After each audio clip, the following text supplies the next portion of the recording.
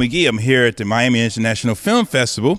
I'm getting ready to talk to John Stockwell. He's a director, but also an actor. Ooh, and you're going to be surprised at some of the movies he acted in. But here we're going to talk about his new film, Kid Cannabis. Hey, John, good morning. Good morning. Thanks for having me. Now, Kid Cannabis, this is based on an article by Mark Bonelli. How did you get the idea to shoot this film? Did you get it from Mark, or did you read the article first? I read the article. I optioned the article. I took it to HBO Films initially, and I also optioned an article from Kevin Taylor, who had actually met the guys and met Nate Norman, the character who the movie centered around. Oh yeah. And I went up to Idaho, where the story took place, and I met his stripper girlfriend. She wanted me to give her $100,000 to get to talk to Nate. I met his lawyer. He wanted couple $100,000. I went to the FBI agent who arrested him, and he said, look, let's just go to Burger King, get him a burger, and we'll go to the prison, and if you have food, he'll talk to you, and he did. So it was an amazing story. I just loved the idea of the kind of Horatio Alger, a kid who was making $8 an hour delivering pizza, going to making $68 million a year delivering weed. I thought it was an interesting setup for a movie. In fact, I enjoyed the character Nate Norman, but Jonathan Daniel Brown, he played Nate. What did you see in him to play the lead role?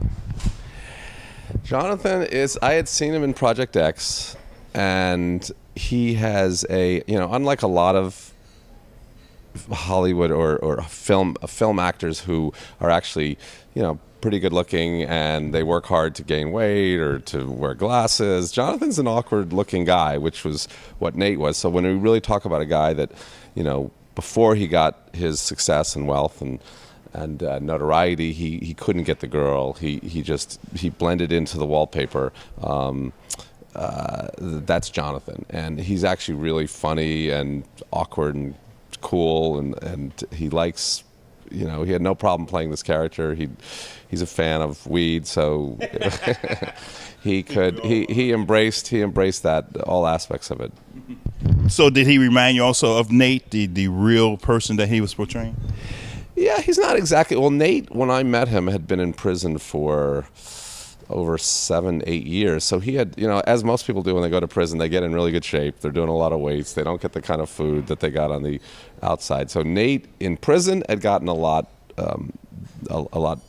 He had lost a lot of weight, but yes, I think Jonathan reminds me of Nate as he was when this operation was really happening. Wow. Well, that's one thing I like about the story. Nate was very smart, but the crew he put together, his friends, I didn't like them at all, but I love the actors that you had. For example, Kenny Wormel as Topher. Yeah, Kenny's great. Kenny, I'd sort of thought of him as a dancer because he was the lead in Footloose, and he has a dancing background. But he's the real deal, and he came in. He had an authenticity. He played off Jonathan really well, and again. He was just he understood the pot culture. He was excited to do the movie. What I like about the story is the kids, the real characters, Nate and his friends. They're kind of they're average guys. They're goofballs. Exactly. They're high school dropouts. They're minimum wage guys. They're not and they never. They never start toting Uzis. They're not flying choppers into Colombia. They're doing a very simple thing, which is just putting on backpacks and running pot across from Canada. Doing the 8-mile sprint, and it transformed these kids. They got more money than they could ever imagine or know what to do with, and they were really stupid about it, which I also. They sure were. And then, whoever think you can get great pot from Canada? Oh no! Canada's always been known, especially British Columbia, for having quality. I never smoked any from Canada. Really? You might have. You might not just know it. I mean, if you're down here in Miami, you're probably not getting your weed from Canada. It's coming from. Really? It's coming from the South, but up in the Pacific Northwest, where Nate was, he was in Idaho. We shot the movie in Canada. It's strange because Canada, pot's not legal. They don't even have traditional medical dispensaries, but it's it's never the marijuana laws for the most part are not enforced. Let's talk about another actor you have in the field. One of my favorite actors, Ron Perlman. Yeah, Ron Perlman was. We were really lucky to get him. He came up to Victoria, to Vancouver Island, where we were shooting. He had this idea. He wanted to play the role like a pretty well-known Israeli film producer, Avi Lerner. And Avi used to have, I think, a big afro, and he has a very specific accent. And I said, okay, I can deal with I like the accent idea, but I want people to know it's Ron Perlman because you have such a great face, and exactly. I don't want to put you in a Halloween outfit. He's great. He's the character that he's based on. He was like, can I meet him? Can I meet him? I said, no. He wouldn't talk to me. He never went to prison. He never was busted. He's a scary guy. You don't want to meet him.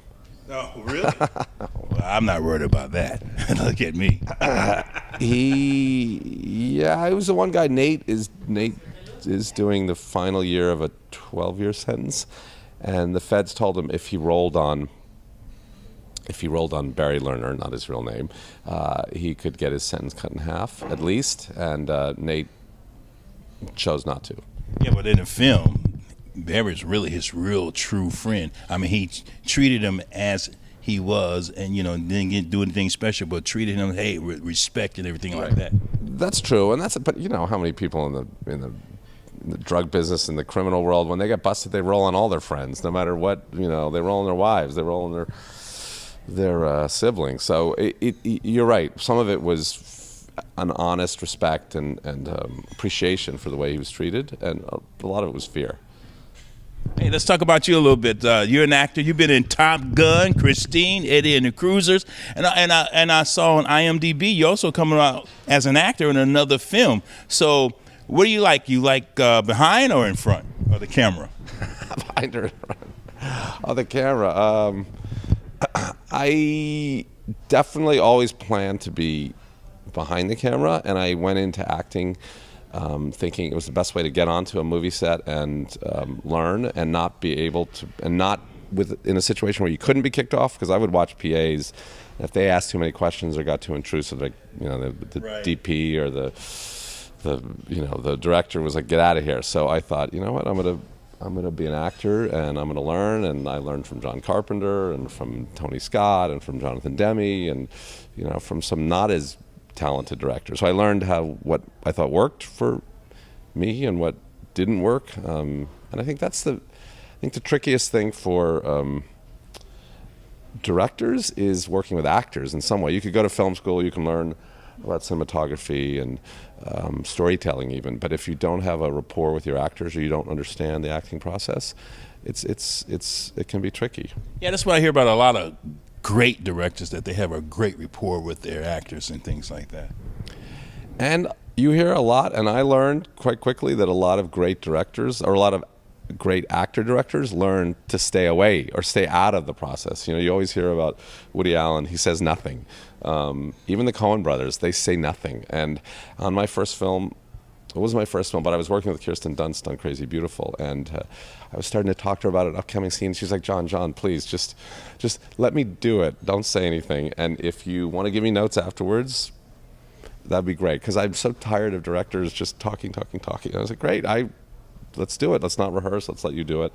And she did an amazing reading in a way that I would have never directed. And so I was so happy, because if I had said, here's how I imagine it unfolding, she would have done it that way, because I would have directed her to do it that way. So it was always exciting to see what actors, that's what you really learn, is like, let's see what the actors can bring to the table before you start shaping or molding them. Well, John, unfortunately our time is up. Right. But man, it's great listening to you, and it's great meeting you. And Kid Cannabis is coming out soon. I saw it already. I enjoyed it. I kind of said to myself, gee, how come I didn't think of that when I was in high school? Thank you, John. I really appreciate it. You are watching YETicket.com with Al McGee. movie reviews, and interviews. This is YETicket.com. YETicket.com. Your entertainment ticket. We are your entertainment ticket, that's right. YETicket.com. We are your entertainment ticket, that's right. YETicket.com. YETicket.com. YETicket.com. We are your entertainment ticket, that's right. YETicket.com. YETicket.com.